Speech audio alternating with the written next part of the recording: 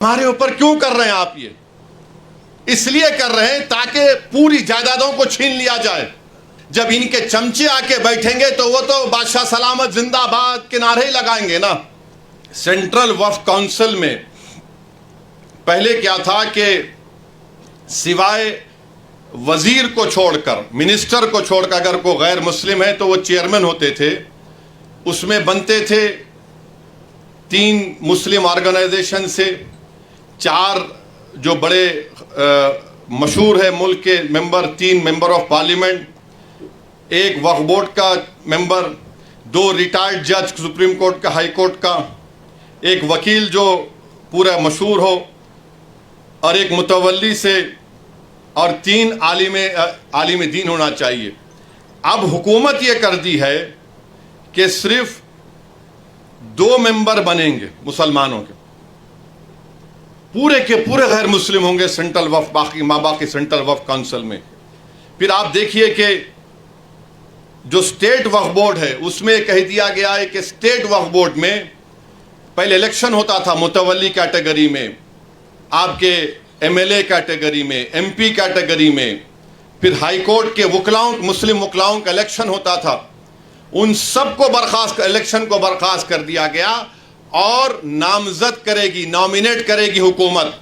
یعنی پہلے پورے مسلمان ہوتے تھے، اب صرف شاید 2 یا 4 رہنے والے ہیں. اب اس میں بھی کیا بول رہے ہیں کہ 1 متولی، 2 عالم دین اور 2 میونسپیلٹی یا پنچایت کے ممبر کو بی جے پی ممبر بنائے گی. اب یہ کیوں کر رہے ہیں بتاتا ہوں میں آپ کو. اسٹیٹ وقف بورڈ میں جب الیکشن ختم ہو جائے گا تو مودی جی یہ چاہتے ہیں کہ اورنگ آباد کی ڈسٹرکٹ کمیٹی میں پورے کے پورے بی جے پی RSS کی ذہنیت رکھنے والوں کو ممبر بنا دیا جائے، کیونکہ جب اسٹیٹ وقف بورڈ میں نامینیٹ کر رہے تو یہاں پر بھی کریں گے. آپ اندازہ لگائیے کہ یہ آرٹیکل 14 کے خلاف کیوں ہے.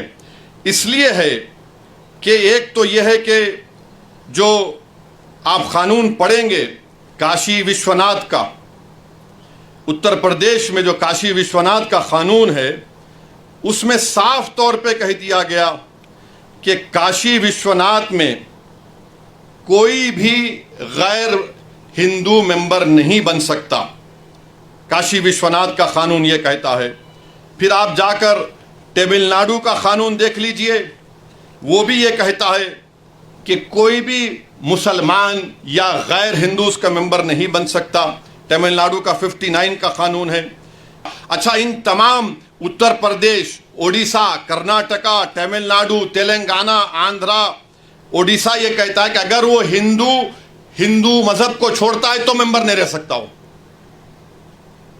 اب یہاں پر ہمارے وقف بورڈ میں آپ آ کر کہہ رہے ہیں کہ غیر مسلم بھی سینٹرل وقف بورڈ میں بن سکتا ہے. اچھا، پھر آپ کے مہاراشٹرا میں پندرپور کی مندر ہے نا، پندرپور کی مندر میں سیکشن 22H کہتا ہے کہ ڈسکوالیفائی وہ شخص ہوگا جو ہندو نہیں ہوگا. پندرپور کی ٹیمپل ایکٹ کہتا ہے 73 کا سیکشن 22H، نثار صاحب جانتے ہیں. آپ نہیں بنا سکتے کسی غیر ہندو کو. ہمارے اوپر کیوں کر رہے ہیں آپ؟ یہ اس لیے کر رہے ہیں تاکہ پوری جائیدادوں کو چھین لیا جائے. جب ان کے چمچے آ کے بیٹھیں گے تو وہ تو بادشاہ سلامت زندہ باد کے نعرے ہی لگائیں گے نا. اور بی جے پی والے بولتے موڈی ہے تو ممکن ہے، یقیناً ممکن ہے پوری جائیداد کو ہڑپ کر لینا.